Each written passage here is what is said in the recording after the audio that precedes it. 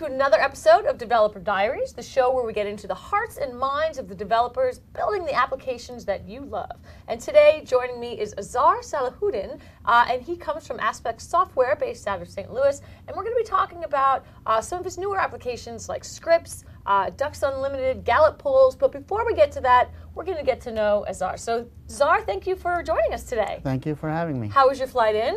Excellent. Good to hear. Now, we know that you have a really awesome history building applications for Windows Phone, for Windows 8, for all sorts of platforms. But before we get to all that, let's sort of talk about how you became interested in technology. Was it something from early on? Have you always been passionate about software and computers?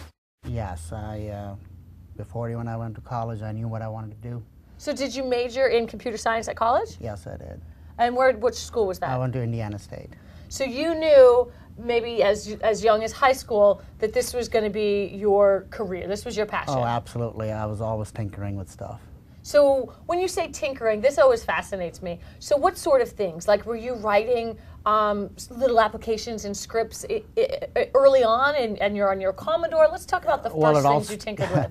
It all started with breaking things at home, taking things apart. Like what? Like, TVs and radios or whatever. Oh, wow, hardware tinker. Yeah, I was a tinker. I was just interested in technology, period.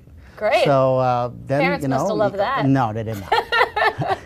And then before I graduated from high school, I got interested in a programming course. That was offered at your high school? Yeah. Great. So then I started looking deeper and deeper into that, and next thing I knew, I said I wanted to go to school for So what were you science. programming on back? Not that it was that long ago, but a few years ago. It was a variation of basic language. Okay. Yeah. So you're getting in at the ground floor, essentially. Yep. And, since then, it's always been on a Microsoft platform.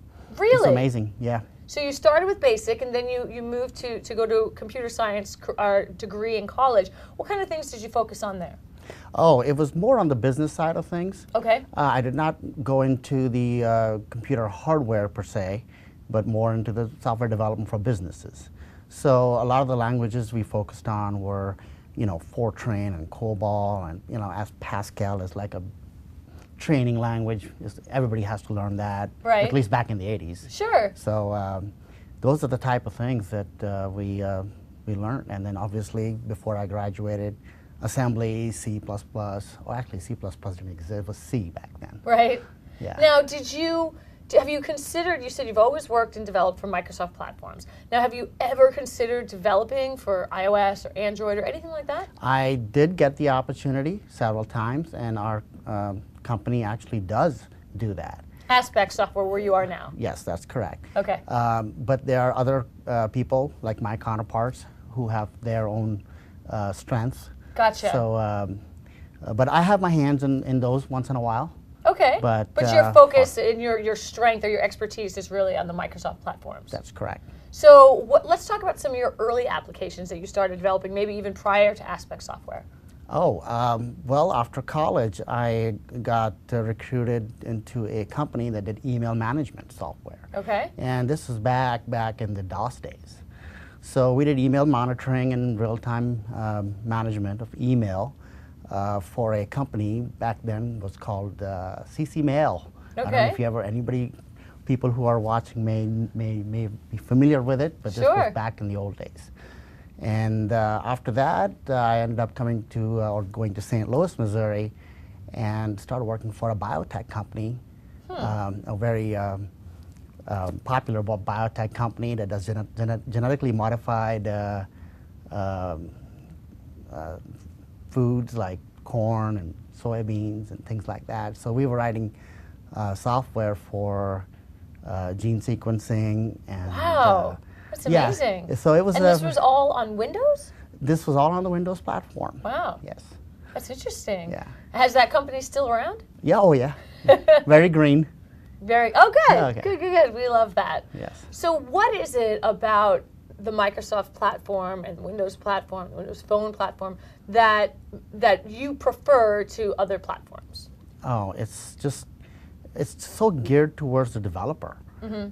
The tools, it's just, I guess when you've been working with a certain platform and development tools, it's just every time something new comes out, you're kind of following, but at the same time, you don't have to learn it from scratch. Right. So, like you said, have you done anything with other platforms like iOS and Android? And you know, I have, but then it's like you have to shift your mind completely. Right. So it's a constant learning, obviously, but you're not starting from scratch every time. And so that's why I've always liked working on Microsoft platforms, because it's intuitive.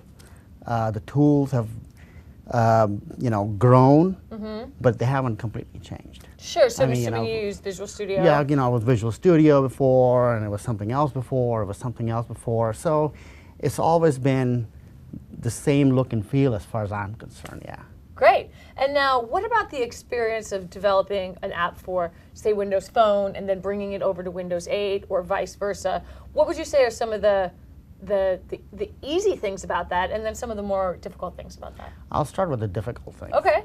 One of the things that we realized early on was that Windows 8 and Windows Phone, it's all about design first. The Windows design language. Yeah, yes. So looking back, if you just take the world's greatest developer and say, okay, here, write a Windows 8 or Windows Phone application, they might do a great job, but it might not the be UI, pretty. the UI will be horrible. Sure. So it's all about design, and we are very fortunate that we have a whole design agency within our company that actually helps us design these applications before we even start doing any coding. Yeah, it's so important. Oh yeah. We used to have a conference called the Mix Conference, which was all about designers and developers coming together, and I wish they would relaunch that again, because it's so at the forefront, especially on Windows platforms today. Absolutely. So we are very fortunate. We have our whole floor is basically a bunch of developers and designers. We work together hand in hand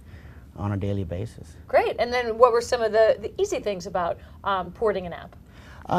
The interesting thing is that as you know, like I was saying, the platform itself allows you to port code across different platforms like phone or tablet, because of portable class libraries, and we try to adhere to the MVVM patterns as much as possible, but there's a lot of code reuse. Yeah. Okay. That allows you to do that. Because you guys had an app ready to go in the Windows Store at GA for Windows 8, right? Yes, we did. So let's talk about that app. What was it called? It was the Winchester Ballistics Calculator. Okay, and so what were some of the, was it nerve-wracking, or was, developing for something that is brand new? Or did you sort of feel like, hey, I'm used to Windows, this is an old friend and I reuniting? The good thing was that app started off with the old-fashioned Surface 1.0 tables, which is now Pixel Sense. Sure, yeah. Then it became a rich web app. Then we developed a Windows tablet version of that, and then we did the phone version. And throughout that process, we knew so much about the app, and all the back-end services were already developed. So writing the front end was a lot easier. Great, and getting your app into the Windows Store, easy that process? Was a little challenge, okay, because we that. started off with consumer preview. We were writing with developer preview, pre-release software.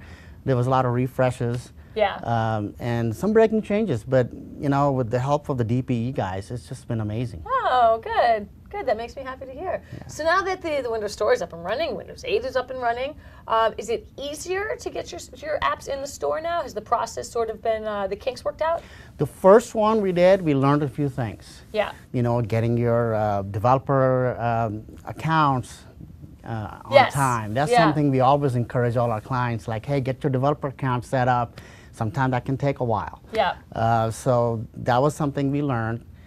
We also learned a lot about the AFT process, where Microsoft will review your design, and we failed many times. Yeah, and you got to reach that mid yeah, bar. almost. They tell you ahead of time. Almost every app will fail as far as design goes. However, we are very proud. One of our apps actually passed for the very first time. Which was that? That application was for Nuance.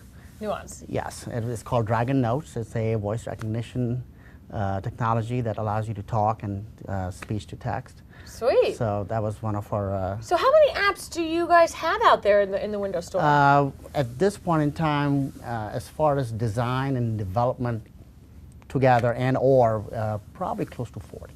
40. Yeah. Wow, that's well, it's awesome. Thank you for supporting the Windows Store. Let's talk about two of your more or better known apps, Scripps and Ducks Unlimited. So we'll start with Scripps. So let's explain what the Scripps apps is for those of us who still don't know. So Scripps app is a classic white label application where we take one code base and then we rebrand it X number of times.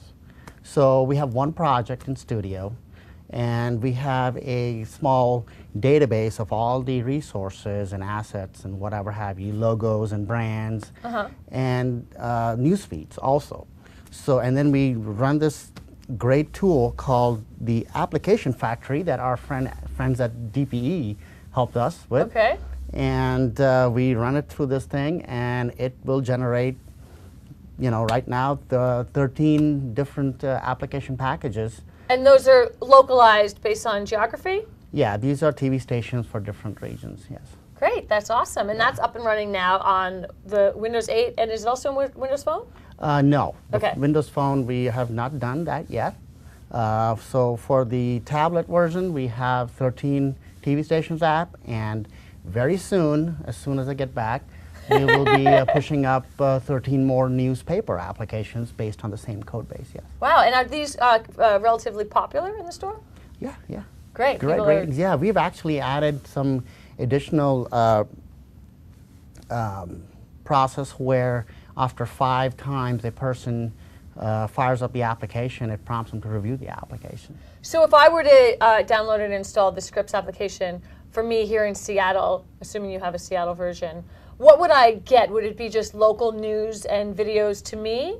That is basically exactly what you said. Local, it's just like a TV station, and Okay. basically you will see your, you know, the name of the TV station and the channel, and all the news feeds are coming from there. And you can actually go to their actual website and see all the same news feeds, except for this is a lot easier way of consuming that information. Cool. Well, let's talk about Ducks Unlimited, because I know people initially want to think it's like the little gun game with the dog that pops his head up and you shoot the discs, but that's not what it is. What is Ducks Unlimited? It is really a tool for enthusiasts who like hunting. And ducks. outdoorsmen. Yes. Okay, so but don't get all upset now. It does a lot of other things too. Doesn't it track migration, and you talked about duck sounds, and for sort of enthusiasts? Right. So there's a section where people can sight ducks. Right. And they can actually upload a sighting report based on their location. So you can see all the sightings, and you can see them on a map and comments from people. Really? Then there's another section where you can look at all so the sort different... of like crowdsourcing? Pretty much. And then you can see all these different types of waterfowl based on, you know, the type they are, and you can look at their sounds, their pictures.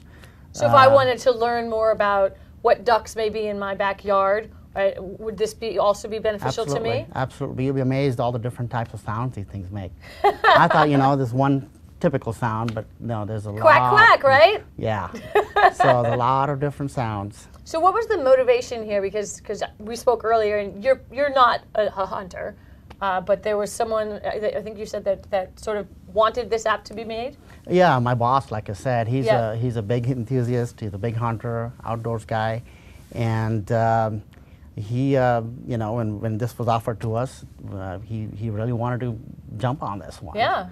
And we didn't have a whole lot of time, but we did some, you know, extra work. And it's amazing to me that your applications seem to span such a really great different features and different technologies. Like, they're not just all newsreader apps. I mean, you run the gamut here in terms of what you guys can do as developers. Right.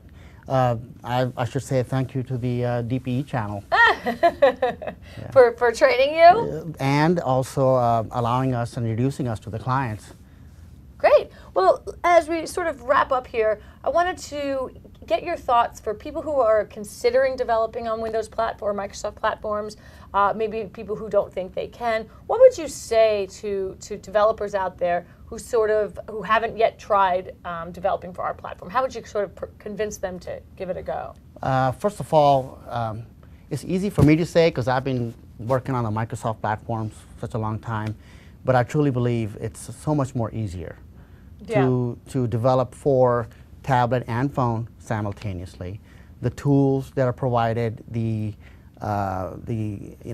information out there, it's endless. Where do you get your information? Like you said, it's constantly a learning process. How do you keep ahead of the game? MSDN. Really? So it's all Yeah. sort of just go on our public websites and self-taught. Right. I know that you did attend, was it a training called the Ranger or something? Oh yeah, I've attended a couple of those. One for So the talk about that. What phone. is that exactly? It's basically a developer, how do I describe it? It's several days of deep developer information about these platforms, basically. So we sit down, we write code, there's a hackathon involved. There's always a hackathon. Yeah. And you were at Build. I was, yes. Did you participate in the hackathon at Build? No, I did not. I did not get a chance. Oh, okay. But would you suggest it to your fellow developers out Oh, there? absolutely. Or absolutely. even attending Build itself. There's such great Yeah. information. Oh, it is. It was great this year. So there's so you can get the information from going to these conferences, going to these seminars or classes online, or just do it like Azhar does it and just hit up MSDN, right? Yep. Awesome. Well, congratulations on all your success, and I can't thank you enough for joining us. Thank you so much. Thank you.